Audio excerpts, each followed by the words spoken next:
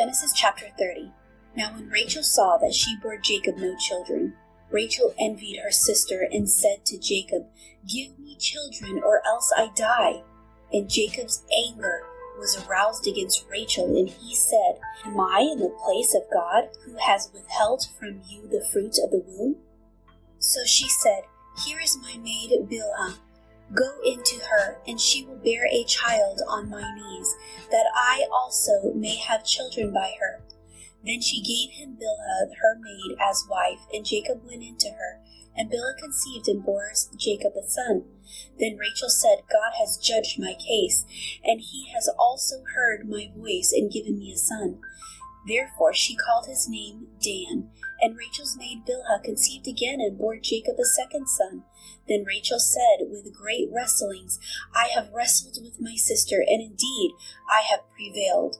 So she called his name Naphtali. When Leah saw that she had stopped bearing, she took Zilpah her maid and gave her to Jacob as wife. And Leah's maid Zilpah bore Jacob a son. Then Leah said, "A troop comes." So she called his name Gad. And Leah's maid Zilpah bore Jacob a second son. And Leah said, "I am happy, for the daughters will call me blessed." So she called his name Asher. Now Reuben went in the days of wheat harvest and found mandrakes in the field, and brought them to his mother Leah. Then Rachel said to Leah, "Please give me some of your son's mandrakes." But she said to her, "Is it a small matter that you have taken away my husband? Would you take away my son's mandrakes also?" And Rachel said, "Therefore he will lie with you tonight for your son's mandrakes." When Jacob came out of the field in the evening, Leah went out to meet him and said, "You must come in to me, for I have surely hired you with my son's mandrakes." And he lay with her that night. And God listened to Leah, and she conceived and bore Jacob a fifth son. Leah said, "God has given me my wages, because I have given my maid to my husband." So she called his name Ishkar. Then Leah conceived again and bore Jacob a sixth son. And Leah said, "God has endowed me with a good endowment. Now my husband will dwell with me, because I have borne him 6 sons." So she called his name Zebulun. Afterward she bore a daughter, and called her name Dinah. Then God remembered Rachel, and God listened to her and opened her womb.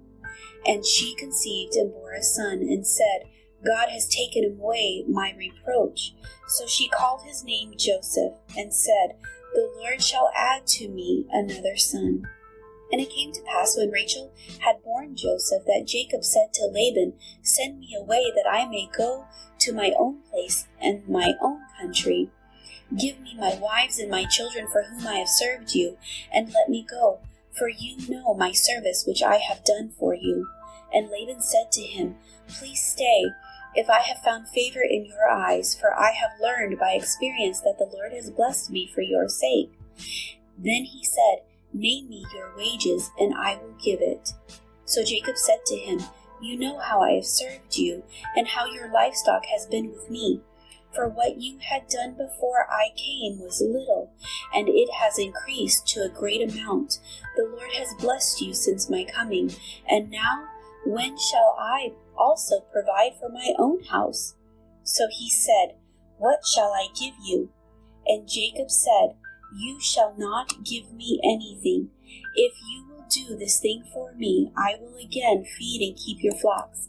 Let me pass through all your flock today, removing from there all the speckled and spotted sheep, and all the brown ones among the lambs, and the spotted and speckled among the goats, and these shall be my wages. So my righteousness will answer for me in time to come, when the subject of my wages comes before you. Every one that is not speckled and spotted among the goats and brown among the lambs will be considered stolen, if it is with me." And Laban said, "Oh, that it were according to your word." So he removed that day the male goats that were speckled and spotted, and all the female goats that were speckled and spotted, every one that had some white in it, and all the brown ones among the lambs, and gave them into the hand of his sons. Then he put 3 days' journey between himself and Jacob fed the rest of Laban's flock. Now Jacob took for himself rods of green poplar, and of the almond and chestnut trees peeled white strips in them, and exposed the white which was in the rods.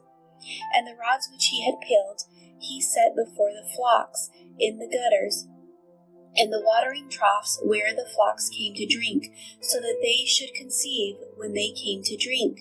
So the flocks conceived before the rods, and the flocks brought forth streaked, speckled, and spotted. Then Jacob separated the lambs and made the flocks face toward the streaked, and all the brown in the flock of Laban. But he put his own flock by themselves, and did not put them with Laban's flock.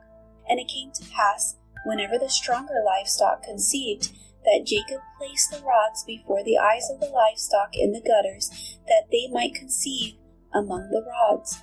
But when the flocks were feeble, he did not put them in. So the feebler were Laban's, and the stronger Jacob's. Thus the man became exceedingly prosperous, and he had large flocks, female and male servants, and camels and donkeys.